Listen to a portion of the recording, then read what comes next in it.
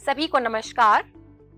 तेरा मेरा मनवा कैसे एक हुई रे, मैं कहता हूँ आँखिन देखी, तू कहता कागज की लेखी। ये शब्द हैं कबीरदास जी के। पिछले वीडियोस में हमने कबीरदास जी की साखियां पढ़ी और साखियों को समझकर हमें समझ आया कि कबीरदास जी ने आँखिन देखी यानी अपने अनुभवों के आधार पर किस प्रकार से सत्य को शब्दों में ढाल दिया था। उन्होंने बाहरी संसार के अपने अनुभवों के आधार पर प्रत्येक साखी में छोटे छोटे उदाहरण के माध्यम से हमें जीवन की कितनी बड़ी सीखें दी थी। हम जानते हैं कि कबीरदास आज से लगभग 500 वर्ष पहले पैदा हुए थे और उस समय उन्होंने जो बातें कही, जो विचार रखे, वे विचार आज के समय में आज के समाज के लिए भी उतने ही महत्वपूर्ण हैं जितने उस समय हुआ करते थे, उतने ही प्रासंगिक आज भी हैं जितने प्रासंगिक उस समय के समाज के लिए थे। ऐसे कवि को हम कालजयी कवि कहकर पुकारते हैं। कालजयी अर्थात जिनके विचार प्रत्येक काल में जीवित रहते हैं, जो विचार कभी मर नहीं सकते, समाप्त नहीं हो सकते, अप्रासंगिक नहीं हो सकते। कबीरदास जी कहा करते थे, घट घट में वह साईं रमता, कटु वचन मत बोल रे। हम ये भी तो जानते हैं कि कबीरदास जी हिंदी साहित्य के भक्ति काल के एक निर्गुण भक्त कवि थे। वे ये मानते थे कि ईश्वर तो घट घट में बसता है, अर्थात प्रत्येक मनुष्य के भीतर बसता है, बल्कि प्रत्येक जीव के भीतर बसता है। इसलिए कड़वी वाणी बोलकर किसी का दिल मत दुखाओ। तो आज हम कबीरदास जी का लिखा हुआ एक शब्द पढ़ने जा रहे हैं। आइए पहले समझते हैं कि शब्द होता क्या है, किसे कहते हैं।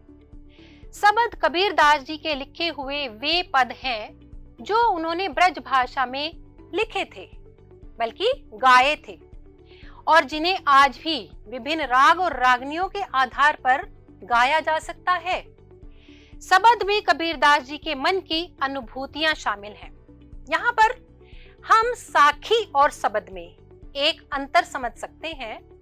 जहां साखियों में कबीरदास जी ने बाहरी संसार के अपने अनुभवों को शामिल किया था, गाया था, वहीं पर शब्द में वे अपने मन के भीतर की अनुभूतियां और विचार प्रकट करते हैं। तो आज हम उनका पहले शब्द पढ़ेंगे, उसका वाचन करेंगे और उसके बाद उसका निहित अर्थ समझेंगे। तो आइए पढ़ते हैं शब्द। मोको कहाँ ढूंढे बंदे, मैं तो तेरे पास में। मोको कहाँ ढूंढे बंदे, मैं तो तेरे पास में। ना मैं देवल ना मैं मस्जिद, ना काबे कैलाश में। ना तो कोनो क्रिया कर्म में, नहीं योग वैराग में। खोजी होए तो तुरत ही मिली हो, पल भर की तलाश में। कहे कबीर सुनो भाई साधो, सब श्वासों की श्वास में।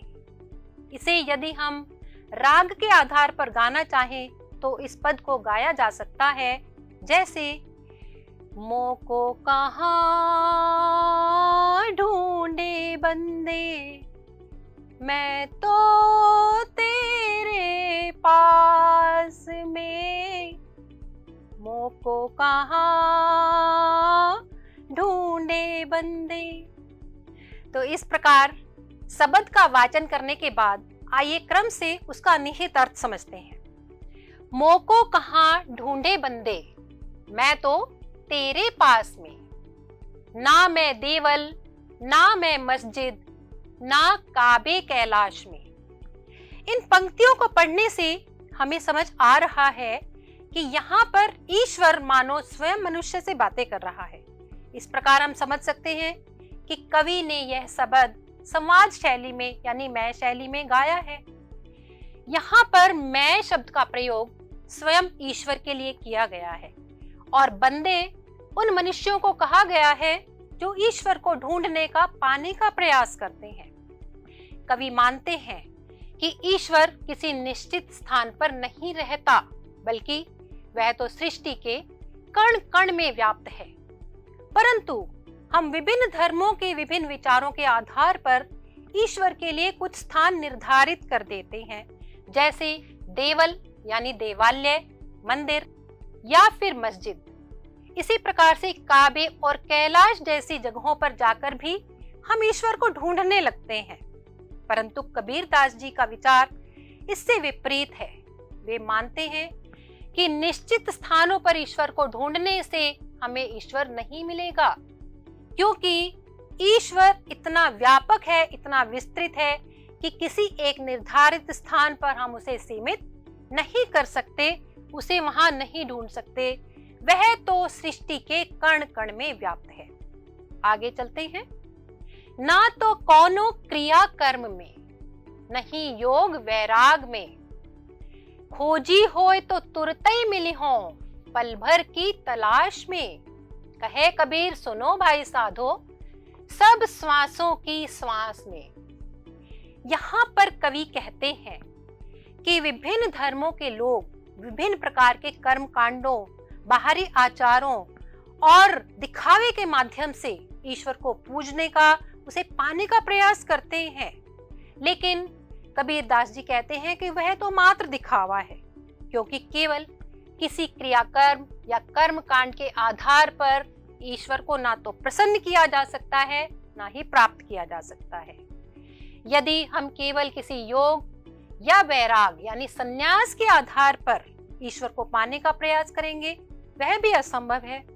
संन्यास लेकर, संसार को त्याग कर जंगलों और पर्वतों पर भटकने पर भी ईश्वर नहीं मिलता, क्योंकि यदि ईश्वर की सच्ची तलाश कर रहे हैं, यदि खोज कर रहे हैं, पाना चाहते हैं, तो वह तो हमारे निकट, बहुत निकट हमें मिलेगा, हमारे भीतर ही मिलेगा। यदि ज्ञान के इस तत्व तक कोई पहुंच जाता है, कोई खोजने वाला ज्ञान के इस तत्व को पा लेता है, तो ईश्वर उसे तुरंत ही मिल जाता है। यहाँ पर मानो ईश्वर कह रहा है कि मैं तुम्हें तुरंत मिलूंगा। एक बार अपने भीतर झांक कर देखो, या अपने आसपास की प्रकृति में सभी जीवों के माध्यम से मुझे देखने का प्रयास करो। मैं तुम्हारे बहुत निकट हूँ, पल भर की तलाश में तुम्हें मिल जाऊंगा। कबीरदास जी भी यही कहते हैं कि जिस प्रकृति ने सभी जीवों को जन्म दिया है, जिससे सबकी सांस चलती है, उसी प्रकृति के कण कण में तो ईश्वर विद्यमान है। इस प्रकार से यदि देखा जाए तो उसे किसी बाहरी कर्मकांड या संन्यास के माध्यम से नहीं पाया जा सकता, बल्कि यदि सच्चे मन और पवित्र भाव से उसका ध्यान किया जाए तो वह पल भर में ही मिल जाएगा, क्योंकि ईश्वर कहीं और नहीं बल्कि हमारे भीतर, हमारे मन और आत्मा में ही बसा हुआ है। हम अपनी धड़कनों के भीतर उसको पा सकते हैं। हम देखें तो इस शब्द में एक ऐसी ध्वनि उच्चारित हो रही है, जिस समय कबीरदास जी जिस समाज में जीवित थे, वे गाते थे, उस समाज में धर्म के नाम पर अनेक बुराइयां फैली हुई थी। लोग अपने अपने धर्म को बड़ा धर्म समझते थे, आपस में लड़ा करते थे और बाहरी कर्मकांड के आधार पर बहुत सारा दिखावा किया जाता था।